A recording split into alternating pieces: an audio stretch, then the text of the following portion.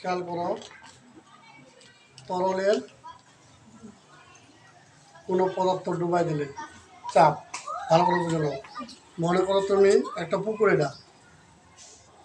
এখানে তুমি ডুব দিয়েছ, ডুব দিলে এইখানে যখন তুমি থাকবে না, কথা বুঝো না আমার, উপর থেকে যে চাপ অনুভব করবে, যদি আরও নিচে যাও চাপটা বাড়বে না কমবে? মানে যত গভীরে যাবে চাপ তত বাড়বে, চারদিক দিয়েও চাপ বাড়বে না, এই দিক দিয়েও বাড়বে। তো সেই অঙ্কটাই করবো, কতটুকু চাপ বাড়বে।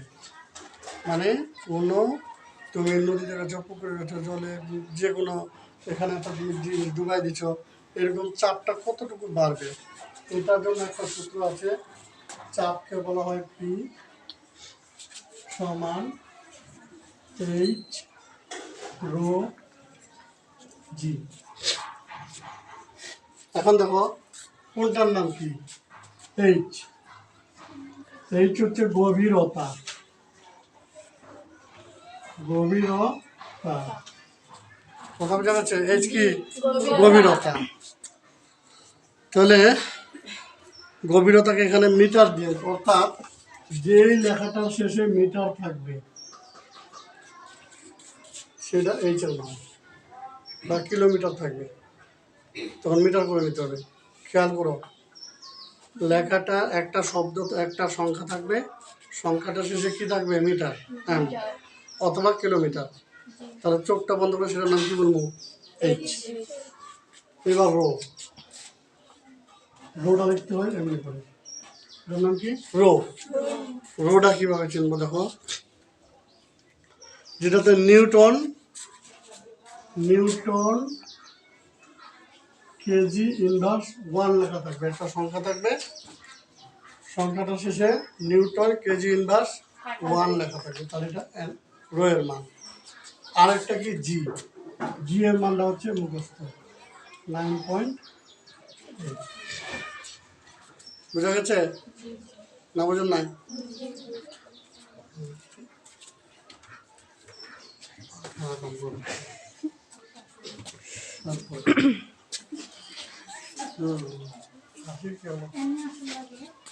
একটু ভালো করে আসবি। আর একটা দেখো, রোর আবার আরেকটা সূত্র আছে, রো সমান হচ্ছে এম বাই ভি। এম কি? এম হচ্ছে ভর, এম কি? ভর, কেজি, কেজি লেখা থাকলে ভালো করে খেয়াল করো। আর কি? ভি, ভি হচ্ছে আয়তন, ভি কি? আয়তন। এটাতে লেখা থাকবে সেন্টিমিটার কিউব। ভালো করে বুঝে নাও। তাহলে এইচ কি লেখা থাকবে? মিটার বা কিলোমিটার।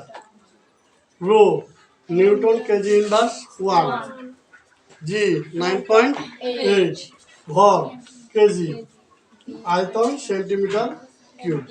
Centimetre cube. এখন আমি একটা অঙ্ক লিখি, খেয়াল করো, যে একটি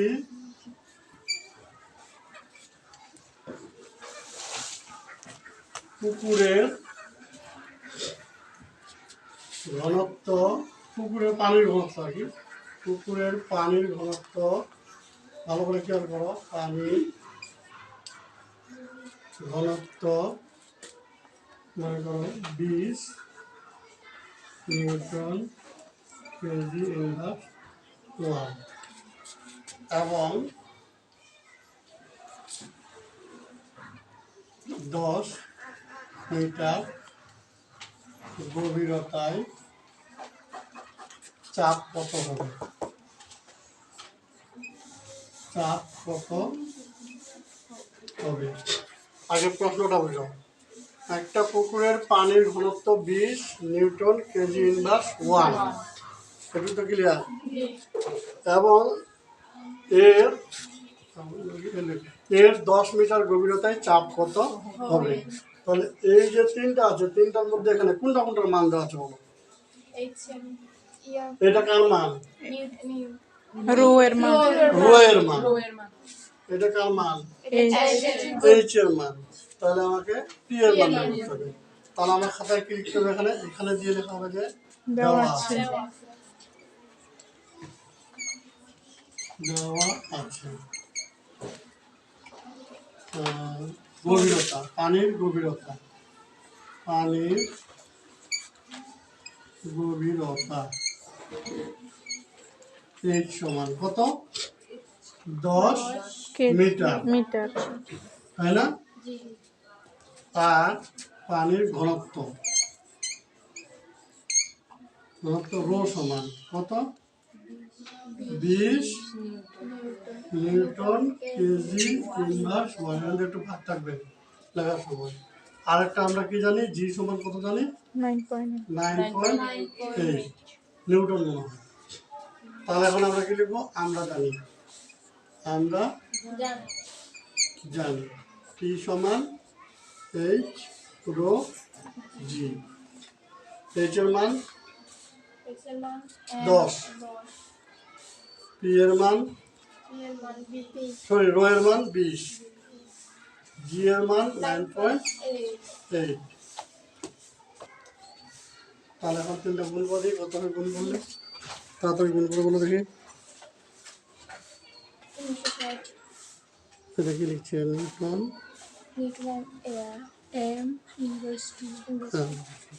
তাহলে তাহলে কত কত বলো দেখি?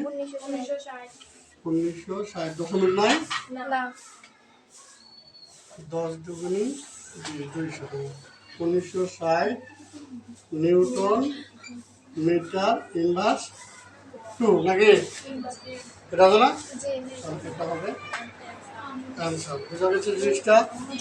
কারণ না তোলো, কষ্ট দিচ্ছে তোমার, নষ্ট করে দিও না।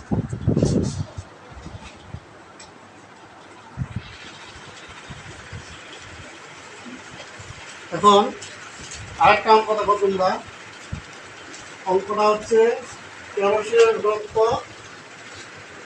800 কেজি মিটার ইনভার্স 3, ঠিক আছে? আর পানির ঘনত্ব 1000 কেজি এম ইনভার্স 3, পারদের ঘনত্ব 13,600 কেজি এম ইনভার্স 3। বলছে যে 50 মিটার কেরোসিনের গভীরের চাপ কেমন হবে?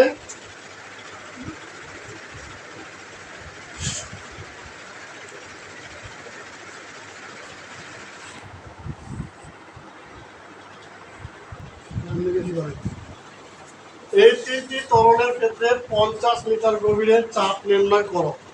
অর্থাৎ যখন আমি তোমাকে কেরোসিনের মধ্যে ডুবাই দেব, 50 মিটার যাওয়ার পরে তোমার শরীরে কেমন চাপ পাবা? যখন তোমাকে পানির মধ্যে ডুবাই দেব, তখন 50 মিটার গভীরে গেলে তুমি চাপ কীরকম অনুভব করবে? যখন তোমাকে 13,600 এটা হলো ঘনত্ব, পারদের 50 মিটার পারদের মধ্যে ডুবাই দেব, তখন তুমি চাপ কেমন অনুভব করবে? তাহলে এই অঙ্কটা করার জন্য তোমাকে প্রথমে কি লিখতে হবে? কেরোসিনের চাপ নির্ণয়। কেরোসিনের চাপ নির্ণয়। কেরোসিনের চাপ নির্ণয়।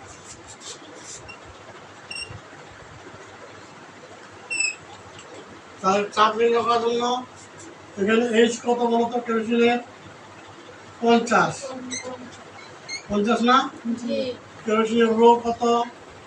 800 কেজি 3, জি কত? দ্রুত করে লাগলো, গুণ করে বলা যায়। তাহলে অতএব পি সমান এইচ রো জি। তাহলে এইচ এর মান বসাও 50, রো এর মান বসাও 800, জি এর মান বসাও 9.8। কত হয় গুণ করলে বলো? 3,920 3,920 নিউটন মিটার। এটা কি ইনভার্স টু নেই?